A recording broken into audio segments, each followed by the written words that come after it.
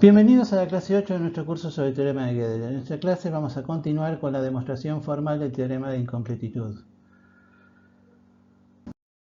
Comencemos recordando una vez más el enunciado que estamos por demostrar, o que estamos demostrando, mejor dicho. Dice así: todo conjunto recursivo y omega consistente de axiomas aritméticos de primer orden que contenga los axiomas de Peano es incompleto. En la clase de hoy va a ser importante esta hipótesis, que contenga los axiomas de Peano. Esto quiere decir, recuerdo, que contenga los axiomas de Peano quiere decir que permite demostrar por lo menos los mismos teoremas que los axiomas de Peano. O sea, si un enunciado es demostrable a partir de los axiomas de Peano, entonces también es demostrable a partir del conjunto de axiomas que hemos dado. Insisto, esta hipótesis va a ser muy importante el día de hoy. Entonces, supongamos que se ha dado un sistema de axiomas, un conjunto de axiomas que es recursivo, más consistente, o sea, que cumple todas las hipótesis.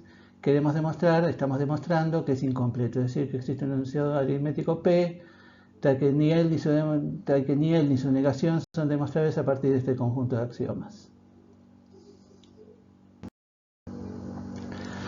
Como ya dijimos en la clase 6, la demostración tiene tres partes, tres grandes pasos, que son los siguientes. Primero, definir la numeración de Gödel. Segundo, probar que ser demostrable es expresable. Tercero, establecer el método de autorreferencia. En la clase de hoy en la clase pasada definimos la numeración de Gödel.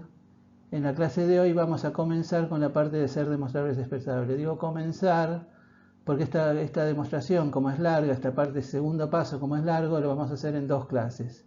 La clase de hoy y la próxima, obviamente.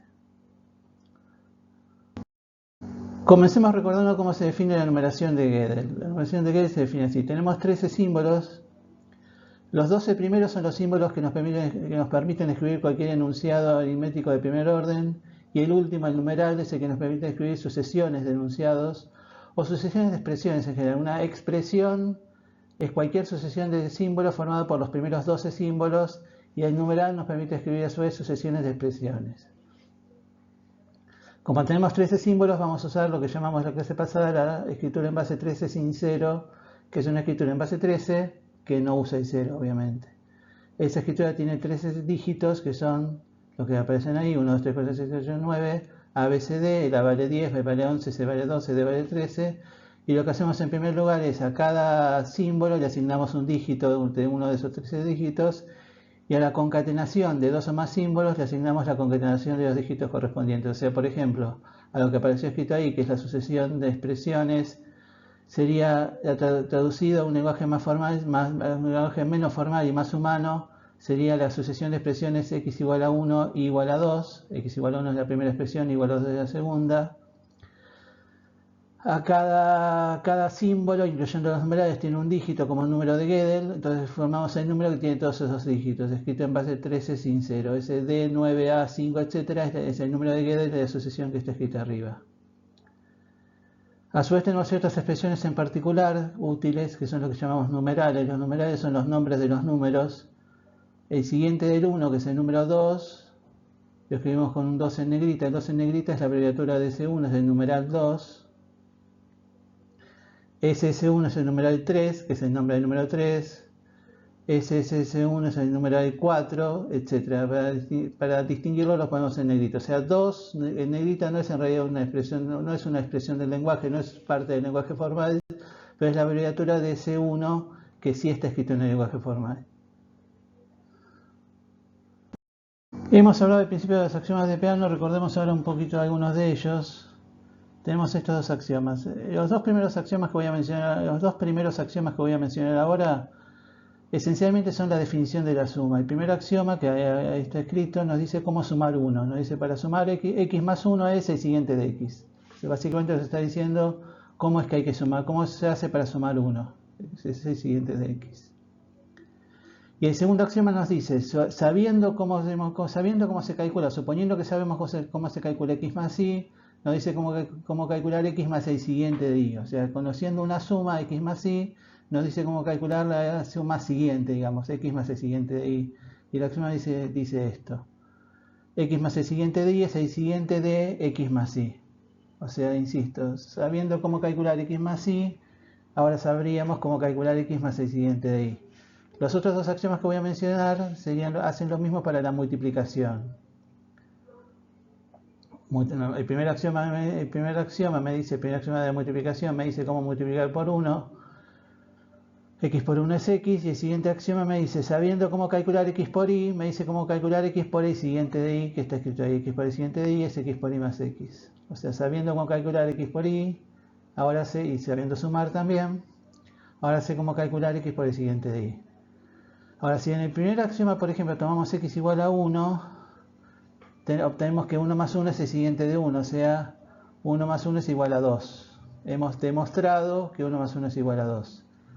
Y si en el siguiente axioma, en el segundo, tomamos X, tanto X como Y igual a 1, obtenemos, y sabiendo a su vez que 1 más 1 es el siguiente de 1, obtenemos que, en definitiva, 1 más 2 es igual a 3. Ustedes pueden leerlo ahí la demostración. Y efectivamente, estas dos demostraciones que hemos hecho se pueden traducir a demostraciones en el lenguaje formal, o sea, demostraciones formales de primer orden. Por lo tanto, podemos decir que el hecho de que 1 más 1 es igual a 2, o el enunciado, mejor dicho, 1 más 1 es igual a 2 y el enunciado 1 más 2 es igual a 3, se pueden ambos demostrar a partir de los axiomas de Peano. Y como se pueden demostrar a partir de los axiomas de Peano, también se pueden demostrar a partir del conjunto de axiomas que hemos dado, porque suponemos que permiten demostrar por lo menos los mismos teoremas que los axiomas de Peano. Y lo mismo para la multiplicación, lo mismo para otras sumas, o sea que 2 más 3 es igual a 5, que 3 más 5 es igual a 8, que 8 más 5 es igual a 3, etc. Todas esas operaciones, todos esos enunciados se pueden demostrar a partir de los axiomas de Peano. Y lo mismo con la multiplicación, que 2 por 3 es igual a 6, que 3 por 8 es igual a 24, etc. Todos esos enunciados se pueden demostrar a partir de los axiomas de Peano y por lo tanto se pueden demostrar a partir del conjunto de axiomas que hemos dado al principio. Es decir, lo que estamos diciendo es lo siguiente. Si n más m es igual a k, o sea, si es cierto que n más m es igual a k, entonces el enunciado atómico n más m igual a k es demostrable. Atómico simplemente quiere decir, no es importante acá el término atómico, atómico simplemente quiere decir que no contiene conectivos lógicos. O sea, si es verdad que n más m es igual a k, entonces el enunciado n más m igual a k, fíjense que al principio está sin negrita. Cuando está sin negrita quiere decir que estamos pensando semánticamente el número n, el número m, el número k. Cuando está con negrita estamos pensando en los numerales y por lo tanto estoy pensando en un enunciado formal, escrito en el lenguaje formal. Entonces, si n más m es cierto, si es cierto que n más m es igual a k, entonces el enunciado formal n más m igual a k es demostrable. Cuando digo demostrable sin aclarar con respecto a qué, se entiende que es demostrable con respecto a los axiomas que hemos dado al principio, el conjunto de axiomas dado al principio. Entonces, repito una vez más. Si n más m igual a k es verdadero, entonces el enunciado formal n más m igual a k es demostrable. Ahora no podría decir verdadero, acabo de decir verdadero. Verdadero es un concepto semántico y estamos diciendo siempre que nos basamos en conceptos sintácticos. ¿Cómo semántico? ¿Cómo digo verdad? Es verdad, estoy diciendo n más m igual a k es verdadero, pero ese verdadero se refiere a un tipo de enunciado muy específico que es verificable algorítmicamente. O sea que n más m es igual a k se puede verificar algorítmicamente, es más, se puede definir algorítmicamente. Que n más m igual a k es verdadero, yo lo puedo definir a partir de un algoritmo que calcule la suma. Por lo tanto, si lo puedo definir algorítmicamente, es sintáctico esencialmente. O sea, es correcto decir n más m igual a k es verdadero. Lo mismo para el producto. Todo lo que acabo de decir para la suma vale para el producto. Si n por m igual a k es verdadero, entonces el enunciado formal n por m igual a k también es demostrable. Demostrable a partir de los axiomas de Peano y por lo tanto demostrable a partir del conjunto de axiomas que hemos dado al principio. Veamos ahora otros dos axiomas de Peano, que en la lista habitual son los dos primeros, de hecho, que dicen así. El primero dice para todo x, básicamente el primero dice que el 1 no es el siguiente de nadie, para todo x es falso que el siguiente de x es igual a 1, insisto, es decir, el 1 no es el siguiente de ningún número. Y el segundo dice que si dos números tienen el mismo sucesor, o sea, si el sucesor de x es igual al sucesor de y, entonces x es igual a y. Si dos números tienen el mismo sucesor es que son iguales. Estos dos junto con los otros cuatro son 6 de los axiomas de Peano. El séptimo axioma que hoy no vamos a mencionar es básicamente el esquema de inducción, pero ese no lo vamos a mencionar el día de hoy. Entonces, si tomo en el primer axioma x igual a 1, podemos deducir que ese de 1, el siguiente de 1 es distinto de 1, o sea, 2 es distinto de 1. Ese asterisco que apareció ahí es simplemente para futura referencia. el segundo axioma nos dice si el siguiente de, tomando x como el siguiente de 1, o sea, si quieren x como 2, x como el siguiente de 1 e y como 1, repito, si en el segundo axioma tomo x como el siguiente de 1 e y como 1, tenemos que si sucesor de 1 es igual al sucesor de 1, entonces el sucesor de 1 es igual a 1. Es medio trabalenguas, pero creo que se entiende. Tomando, repito, en el segundo axioma, x igual al siguiente de 1 e y igual a 1. Eso equivale, esa equivalencia se puede demostrar formalmente dentro de la lógica de primer orden, a decir que si el siguiente de 1 es distinto de 1, entonces el siguiente de 1 es distinto del siguiente de 1. Es el contrarrecíproco de lo que está arriba. O sea, si en lo que ahora sería anteúltimo renglón toma el contrarrecíproco, aparece lo que está dicho en el último renglón. Ahora fíjense, ese último renglón es un P implica Q. Siguiente de 1 distinto de 1 es P, implica Q que siguiente de 1 distinto del siguiente de 1. Y el P a su vez lo hemos demostrado más arriba, el antecedente de más arriba es el asterisco. Entonces si tengo P implica Q y tengo P, por modus ponens puedo deducir Q.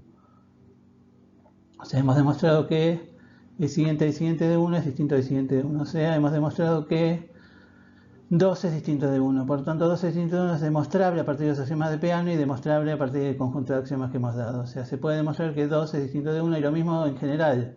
Puedo demostrar que 3 es distinto de 2, que 5 es distinto de 1, etcétera, etcétera, etcétera. O sea, cuando dos números son diferentes, esa desigualdad se puede efectivamente demostrar. Ahora fíjense esto, hemos demostrado recién que 2 es distinto de 1. Y también hemos demostrado que 1 más 1 es igual a 2. 1 más 1 es igual a 2 y 2 es distinto de 1. Por lo tanto, también podemos demostrar que 1 más 1 es distinto de 1. Y que 1 más 1 es distinto de 3 y que 2 más 1 es distinto de 5, etc. Es decir, si tengo un enunciado atómico falso, tipo 2 más 1 igual a 3, perdón, falso, dije 2 más 1 igual a 5, quiero decir, su negación es demostrable. Lo mismo para sumas como para productos. Entonces tenemos en definitiva esto. Si n más m es distinto de k, o sea, si n más m igual a k es falso, entonces la negación de n más m igual a k, la negación del enunciado atómico, es demostrable. O sea, por ejemplo, 1 más 1 es distinto de 1 y efectivamente la negación de 1 más 1 igual a 1 se puede demostrar. Lo mismo para el producto. Si n por m es distinto de k, o sea, si n por m igual a k es falso, la negación de n por m igual a k se puede demostrar a partir de los axiomas de Peano y por lo tanto a partir de los axiomas que hemos propuesto. Ahora síganme en este razonamiento. Digamos que tengo un enunciado atómico P verdadero y por lo tanto demostrable. Y tengo un enunciado atómico Q, del cual no sé nada. Tengo un P verdadero y demostrable y un Q del cual no sé nada. Entonces, P o Q es verdadero. Con que el hecho de que P sea verdadero, P o Q también es verdadero. Y pasa lo siguiente, P es verdadero y demostrable. Entonces hago una demostración formal de P, o sea, línea, demostración, P. A su vez, P implica P o Q. P implica P o Q es un enunciado universalmente válido y lo puedo insertar entonces como axioma lógico en cualquier demostración.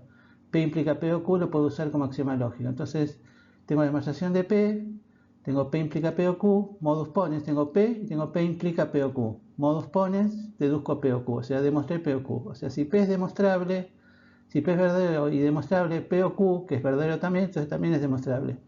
O sea, si tengo el O de muchos enunciados atómicos, esto dice para 2, pero se puede extender fácilmente para más de 2, para cualquier cantidad finita. Si tengo el O de cualquier cantidad finita de enunciados atómicos y ese O es verdadero, entonces es demostrable. Eso es lo que estoy diciendo. O sea, lo que dijimos para un enunciado vale también para el O de muchos enunciados atómicos o sus negaciones. Y lo mismo con el I. Digamos que ahora tengo dos, P y Q, ambos verdaderos y demostrables. Por lo tanto, P y Q, tengo P por un lado, Q por el otro, ambos verdaderos y demostrables. Y tengo ahora P y Q, el enunciado P y Q. Entonces hago una demostración de P, hago una demostración de Q. P implica Q, implica P y Q. Repito, P implica Q, implica P y Q es un enunciado atómico, no es un enunciado universalmente válido y por lo tanto lo inserto como otra línea de demostración. P implica Q, implica P y Q. Aplico modus ponens dos veces, tengo P, tengo Q, tengo P, implica Q, implica P y Q. Por lo tanto tengo modus ponens dos veces y llego a P y Q. O sea, si P es demostrable y verdadero y Q también, P y Q también. O sea, si P es verdadero y demostrable y Q es verdadero y demostrable, entonces P y Q también. Y lo mismo vale para cualquier cantidad finita de I's, digamos así. Entonces, si tengo el O de muchos enunciados atómicos o sus negaciones, y el I de muchos enunciados atómicos o sus negaciones, y ambos son verdaderos, entonces son demostrables. Eso es lo que estoy justificando recién. Eso es lo que va a decir acá. Todo enunciado verdadero que sea conjunción es el I de muchas cosas, disyunción es el O. Tiene una cantidad finita de enunciados atómicos o sus negaciones, si es verdadero, o sea, todo enunciado verdadero, que sea el I o el O de muchos enunciados atómicos o sus negaciones, muchos pero finitos, eso si es verdadero es demostrable. Eso es lo que estamos diciendo, es lo que justifiqué recién y es lo que está diciendo aquí. Si ese I y ese O es verdadero, globalmente es verdadero, entonces es demostrable. Consideramos ahora esta fórmula, div de xy, que es existe z hasta que x por z es igual a y. Vamos a decir que está escrita en el lenguaje formal. En realidad, estrictamente hablando, no está escrita en el lenguaje formal. Para que estuviera escrita en el lenguaje formal, en lugar de z debería decir b 3 palitos, en lugar de x debería decir b con un palito, faltan algunos paréntesis, etc. Pero efectivamente es como la traducción a un lenguaje más accesible para nosotros los humanos de la escritura en el lenguaje formal. O si quieren, es como el instructivo para escribir un enunciado, una fórmula en el lenguaje formal. Es como la abreviatura de una fórmula en el lenguaje formal. Div de xy, entonces, esas tres rayitas simplemente están diciendo estoy definiendo una fórmula. Existe z de que x por z es igual a y. Y esa fórmula semánticamente expresa la relación de ser divisor. Si existe un z de que x por z es igual a y, eso quiere decir que x es divisor de y. En cuanto a números naturales, ¿no? X es divisor de y. Por eso se llama div. Ahora, se puede demostrar a partir de los axiomas de Peano que esta fórmula es equivalente a lo siguiente. Para cada n y m, perdón, me faltó decir eso, para cada n y m, el enunciado div nm, o sea, el enunciado que se obtiene reemplazando x por el numeral n e y por el numeral m, para cada n y m, insisto, div de nm es equivalente, ahora sí, y eso se puede demostrar a partir de los axiomas de Peano, a n por 1 igual a m, o n por 2 igual a m, etcétera, etcétera, hasta n por m igual a m. N por m igual a m. O sea, lo que estoy diciendo es si existe un z, ese z no, si el x vale n y el y vale m, el z no puede ser mayor que el m. Eso es lo que estoy diciendo. Si son números naturales. O sea, repito, si el x es n y el y es m, el z no puede ser m. No puede ser mayor que m. ¿Qué es lo que está pasando acá? En general, si tenemos una fórmula que tiene un existe z y queremos verificar caso por caso si es cierto, o sea, existe z, tal que pasa tal cosa. Y quiero verificar mirando caso por caso si eso es cierto o no. En principio lo que tengo que verificar es una cantidad infinita de casos, porque existe z, a priori abarca todos los naturales. Tengo que verificar para z igual a 1, si para z igual a 1 se cumple, si para z igual a 2 se cumple, si para z igual a 3 se cumple, si para z igual a 4 se cumple, etc. Que en principio son infinitos casos a priori los que debería revisar. Pero en este caso, por la estructura de la estructura aritmética, de la estructura de la fórmula en cuestión, pero la estructura de la fórmula en cuestión, los casos que debo revisar siempre son una cantidad finita. O sea, fijado el n y fijado el m, siempre es una cantidad finita de casos que hay que revisar. Esto es lo que llama Asmulian un cuantificador acotado. Acotado, en matemática quiere decir en general que no pasa de cierto valor, que está limitado, que no pasa de cierto valor. O sea, justamente no necesito revisar infinitos casos, sino siempre lo resuelvo revisando una cantidad finita de casos. Eso significa que termina siendo el O de una cantidad finita de enunciados atómicos. O sea, lo que estoy diciendo es, si div de nm es verdadero, entonces es demostrable, porque es equivalente al O de una cantidad finita de enunciados atómicos. O sea, lo que estamos diciendo ahí, si div de nm es verdadero, entonces es demostrable. Eso es lo que estamos diciendo básicamente. Esto nos da pie para la siguiente definición. Uno dice que una relación binaria, x relacionado con y, es una relación que vincula un x con un y. Binaria porque vincula dos números. Una relación numérica binaria, x relacionado con y, es expresable, estamos hablando de demostrable, es expresable, ahí vamos hacia esa palabra. Repito, una relación binaria es expresable si se cumple que existe una fórmula Rxy del lenguaje formal, tal que para cada n y m el n está relacionado con m. Fíjense, cuando pongo el n y m sin negrita, estoy pensando, como dije antes, semánticamente. Cuando los pongo con negrita, sintácticamente estoy pensando en el numeral n y el numeral m en el lenguaje formal. Entonces digo de nuevo, La relación es expresable si existe una fórmula R de x y del lenguaje formal, tal que para cada n y m, si n y m están relacionados, si esa relación se cumple, entonces el enunciado RNM, el enunciado formal RNM es demostrable. Es lo que pasa recién con la divisibilidad. Entonces justamente el ejemplo de recién nos dice que ser divisor x, que x sea divisor de y, x es divisor de y, es efectivamente una relación expresable. Para darnos cuenta si es expresable o no, la clave es mirar los cuantificadores. Si los cuantificadores son todos acotados, entonces la relación es expresable. Porque si los cuantificadores son acotados, eso quiere decir que se puede traducir al i o al o de una cantidad finita de enunciados atómicos o sus negaciones. O sea, la clave es que los cuantificadores, sea existencial o sea y para todo, que aparezcan en la expresión deben ser en todos los casos acotados. Hemos hablado de relaciones binarias que involucran dos números, pero la misma definición se extiende a lo que se llama relaciones monádicas, o sea, relaciones que involucran un solo número, que más comúnmente se llaman propiedades, o relaciones ternarias o de cualquier cantidad de variables. En general, esas relaciones que vamos a ver son monádicas, binarias o ternarias. Por ejemplo, la propiedad o relación monádica x' es expresable y una fórmula que la expresa es la que siguiente que aparece ahí. Que básicamente nos está diciendo si tiene un divisor o es el 1 o es sí mismo. O sea, los números primos son los números que son divisibles únicamente por uno y por sí mismo, y al principio descartamos el 1 porque el 1 no es primo. Fíjense que ahí aparece el div de x que es expresable, y a su vez hay para todo y, si uno se fija bien, efectivamente hay para todo y para todo s es acotado, son el cuantificador acotado. En realidad lo que está escrito ahí no está escrito en el lenguaje formal, pero es la abreviatura de algo, si quieren, instructivo para escribir algo en el lenguaje formal. Las fórmulas van a estar escritas en ese estilo, no en el lenguaje formal literalmente, pero sí en algo que se puede traducir fácilmente al lenguaje formal. Insisto en esta parte, lo que dije antes, ese para todo, fíjense, efectivamente es acotado, y eso es lo que nos garantiza que la relación sea expresable. Entonces esa fórmula expresa la propiedad de ser un número primo.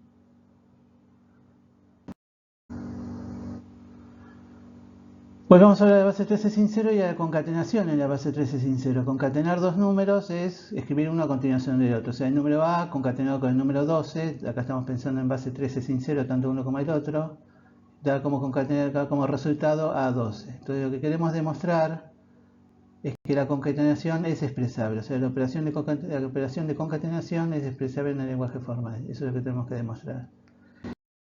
¿Qué significa eso exactamente? Bueno, significa que existe una fórmula conc de x y z, escrita en el lenguaje formal, de modo tal que si n concatenado con m es efectivamente k, entonces la fórmula, el enunciado formal conc nmk es demostrable. O sea, básicamente es una relación ternaria que expresa el hecho de que n y m, n concatenado con m da como resultado k.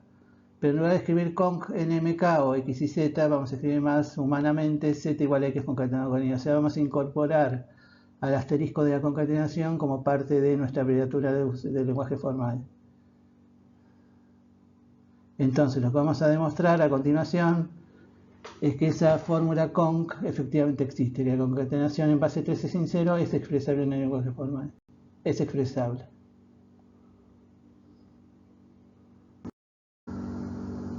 Ahora, ¿cómo se calcula la concatenación? Ustedes me dirán, bueno, ¿cómo se calcula? Poniendo un número a continuación del otro, pero ¿cómo se calcula en términos de suma y multiplicación? En términos de las operaciones aritméticas básicas, ¿cómo se calcula? Bueno, vamos a ver eso. ¿Cómo se calcula la concatenación de dos números? Veámoslo con un ejemplo. Digamos que queremos calcular la concatenación de 312, siempre está escrito en base 13 sin cero, yo digo 312, pero quizás debería leerse diferente, no importa, digamos 312, nos entendemos entre nosotros. ¿Cómo se calcula? 312 concatenado con AB. Bueno, es 312 concatenado con AB, pero traduzcámoslo a lo que realmente son, que son coeficientes de potencias de 13. O sea, 312 es 3 por 13 al cuadrado más 1 por 13 más 2. AB es A por 13, la vale 10, más B que vale 11. Esa concatenación se da como resultado, entonces, eso que está ahí, 3 por 13 a la 14, bueno, etc. O sea, escribí los tres números, los dos que concatené y el resultado como potencias de suma de potencias de 13. Ahora, si en el último renglón sacamos factor común 13 al cuadrado en los tres primeros términos, nos queda esto. El primer número por 13 al cuadrado repito, el primer número por 3 al cuadrado más el segundo número, eso es lo que nos da, o sea, es el primer número por 3 al cuadrado más el segundo número. ¿Por qué 3 al cuadrado? Ese cuadrado, esa potencia 2 es porque AB tiene dos dígitos. Lo que estamos haciendo básicamente es esto. Agarro el número 312, lo corro 2 lugares hacia la izquierda. Acá para que me vean la mano. Agarro el número 312, lo corro 2 lugares hacia la izquierda y después lo coloco delante de la B, o le pongo atrás de la B. Eso es básicamente lo que estoy haciendo. O sea, es el primer número multiplicado por la cantidad, el primer número, el X, digamos, multiplicado por 3 al cuadrado, más el segundo número, donde el cuadrado ese, el cuadrado de 3 al cuadrado es la cantidad de dígitos del segundo número en la base 13 sin cero. Ahora lo voy a decir más compactito. X concatenado con Y es X por 3 a la N más Y, donde N, el exponente del 13, es la cantidad de cifras de Y en la base 13 sin cero. Así es como se calcula la concatenación. Eso es lo que tenemos que expresar en el lenguaje formal. Lo que tenemos que expresar en el lenguaje formal es la cuenta X por 3 a la N más Y, donde N es la cantidad de cifras de Y en la base 13 sin cero. O sea, X por 3 a la N está bien, es un producto, más Y es la suma. La pregunta es, ¿cómo se calcula la cantidad de cifras en la base 13 sin cero? Esa es la pregunta. Cifra siempre se significará en base 13 sin cero, aunque no lo aclare. Entonces, ¿cómo se calcula la cantidad de cifras de un número? Bueno, el mayor número de una sola cifra es D.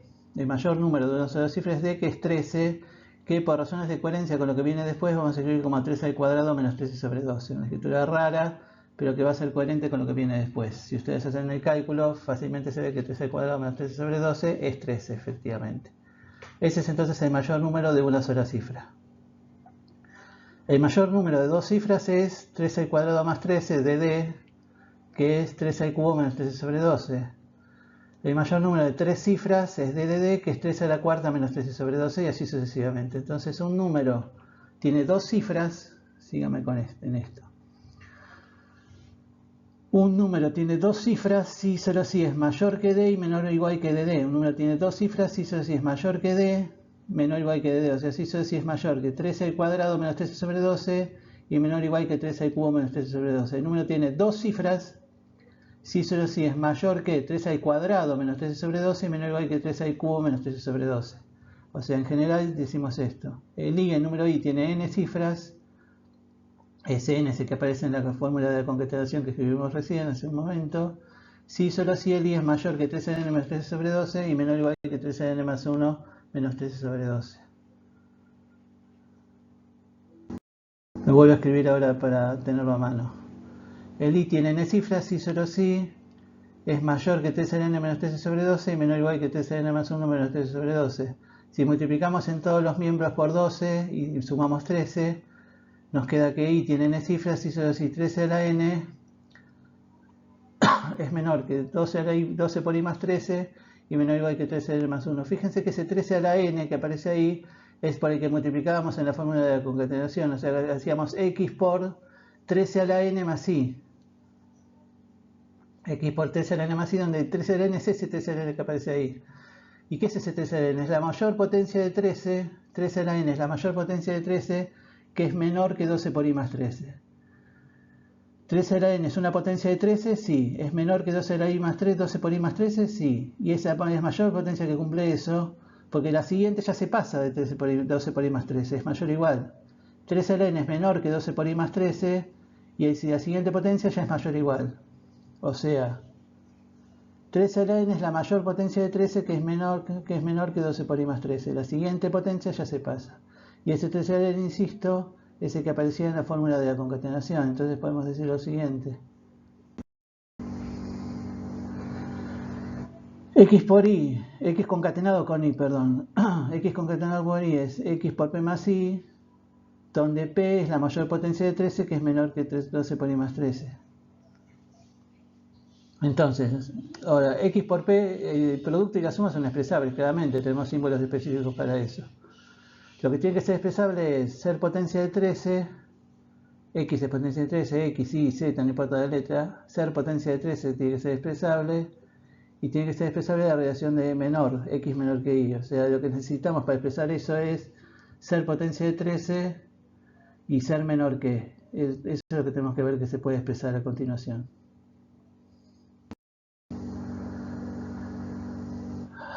Un número 16 es potencia de 13 si su único divisor primo es el 13. Fíjense que acá nos sirve de muchísima ayuda que el 13 sea un número primo. Si el 13 no fuera primo, esto no sirve. Esto que acabamos de decir no es cierto. Un número es potencia de 13 si su único divisor es el número 13. Si su único divisor primo, un número es potencia de 13 si su único divisor primo es el número 13. Eso es cierto, y es cierto porque el 13 es primo. Y esta condición de que el único divisor primo sea el 13 es expresable usando cosas que ya hemos expresado antes. P13 lo llamo a ser potencia de 13. Para todo i, si i es un divisor de x y i es primo, entonces i es 13. Y a su vez hay que descartar el 1. El 1 no nos sirve como potencia de 13. 13 a la 0 no nos sirve, así que descarto el 1 como potencia de 13. Fíjense que ahí aparece el div y el pr, que son expresables, y el para todo i que aparece después claramente es acotado porque se refiere a divisores de x, por lo tanto es menor o igual que x. O sea, el cuantificador que aparece ahí explícitamente es un cuantificador acotado, por lo tanto eso es expresable. Aclara ahí, es importante la aclaración, o por lo menos es interesante, que no estamos expresando la operación de 13 elevado a la n, estamos expresando la propiedad de ser potencia de 13, pero no sabemos 13 a la cuánto. No estamos expresando la operación 13 elevado a la n o 13 elevado a la x, que es mucho más difícil de expresar. La operación 13 a la x es mucho más, se puede expresar, pero lo veremos más adelante. No se puede expresar fácilmente, no es fácil. Acá estamos expresando la propiedad de ser una potencia de 13, que es una cosa diferente. Entonces, teníamos que expresar dos cosas. Ser potencia de 13 y ser menor. Pues ser potencia de 13 ya lo expresamos, ahora falta ser menor, y eso es fácil. X es menor que y, si existe un z, tal que x más z es igual a y. Esto es simple. Recordemos que todos son números enteros positivos, o sea, números naturales a partir del 1. Así que efectivamente x es menor que y, si existe un z, tal que x más z es igual a y. No necesita mayor explicación. Entonces, teniendo ser potencia de 13 y teniendo la relación de menor, ahora sí podemos expresar la concatenación de la siguiente manera. Vamos a expresar la relación que vamos a llamar RPI de P es la mayor potencia de 13, que es menor que 12 por I más 13. Ahí está la expresión que es P es potencia de 13, P es menor que 12 por I más 13. Y para todo W, si W es una potencia de 13 que también es menor que 12 por I más 13, entonces W es menor o igual que P. O sea, P es la mayor potencia de 13 que cumple toda esa propiedad. El cuantificador para todo W es acotado porque W es menor o igual que P. O sea, necesito revisar solamente los casos hasta P. Así que efectivamente todo eso es expresable. Esa fórmula, mirándola con cuidado, efectivamente expresa P es potencia de 13, P es menor que 12 más I más 13, perdón. P es potencia de 13, P es menor que 12i más 13, y cualquier otra potencia de 13 que cumple eso mismo es menor o igual que P, o sea, P es la mayor de todas. A eso lo llamamos RPI.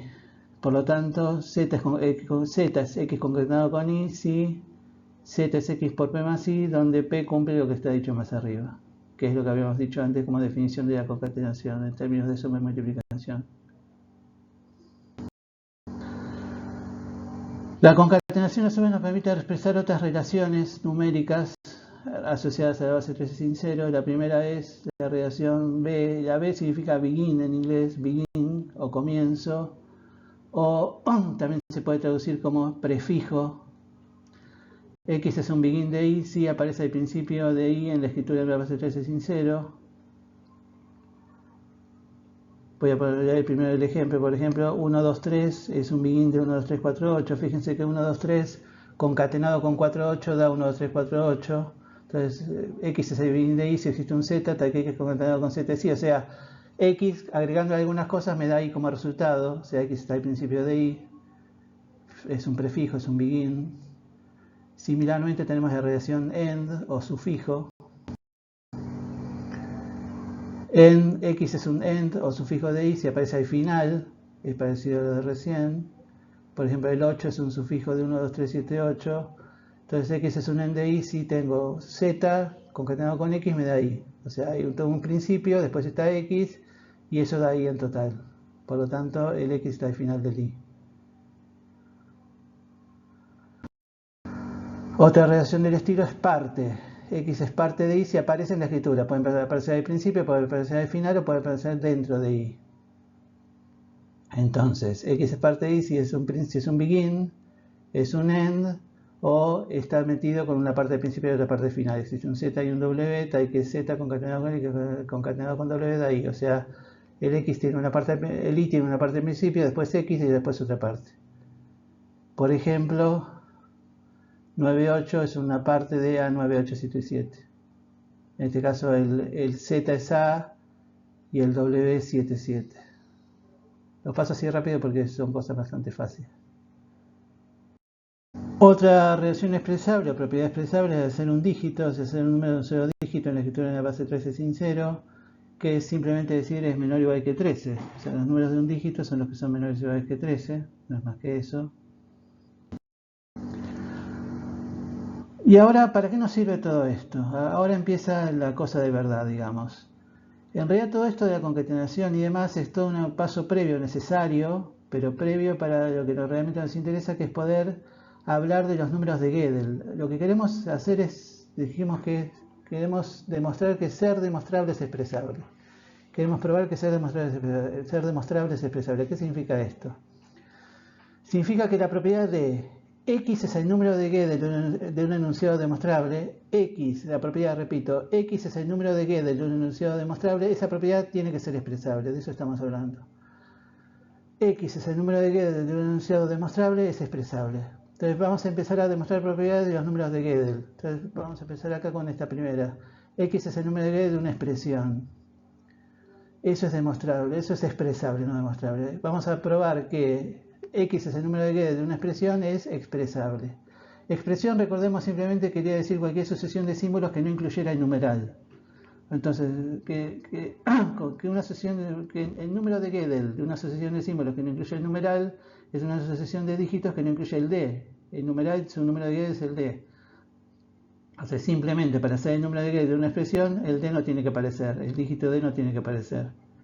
Entonces eso se expresa así, simplemente 13, que representa el símbolo D, el dígito D, no es parte de X. Eso simplemente eso expresa la propiedad de X es el número de Gödel de una expresión. Repito, X es el número de Gödel de una expresión, se expresa como no 13 no es parte de X, para decirlo fácilmente. Vamos a otro del mismo estilo. Vamos a demostrar ahora que, bueno, acá están de nuevo, perdón, me tomó un poco de sorpresa. Tenemos de nuevo los símbolos y sus números de Gödel, sus dígitos. Ahora queremos demostrar que es expresable la propiedad X es el número de Gödel de una variable. X es el número de Gödel de una variable, queremos ver que eso es expresable. ¿Cómo es una variable? Una variable es una B con palitos. O sea, es algo que empieza con el número de Gödel empieza con un 9 y después tiene todas A's. O sea, queremos expresar, es un número de la forma un 9 y A's detrás de él. Cualquier cantidad de A's. O sea, repito, una variable es B con unos palitos. ¿Cómo es su número de Gödel? Es un 9 con A's. Queremos expresar eso. Bueno, es así. Entonces, X es el número de Gödel de una variable, sí, existe un I, tal que X es 9 concatenado con I, o sea, empieza con 9 y sigue con I's, y cualquier dígito en ese I, si Z es un dígito y es parte de I, entonces Z es el dígito 10, o sea, es la A.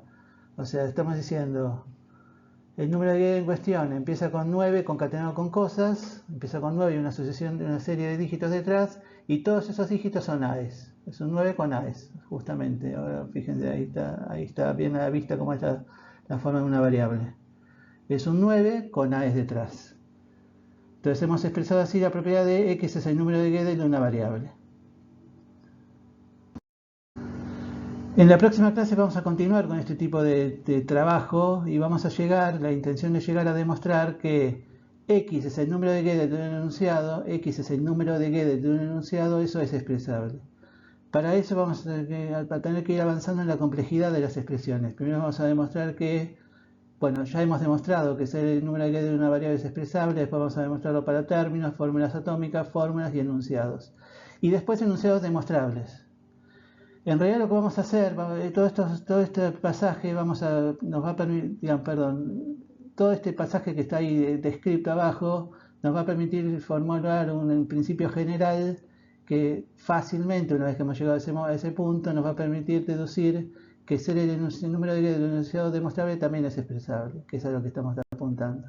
O sea, vamos a ver cómo ese avance en la complejidad es parte de un principio general que nos va a llevar a ser demostrables expresables. Eso lo vamos a hacer la clase que viene.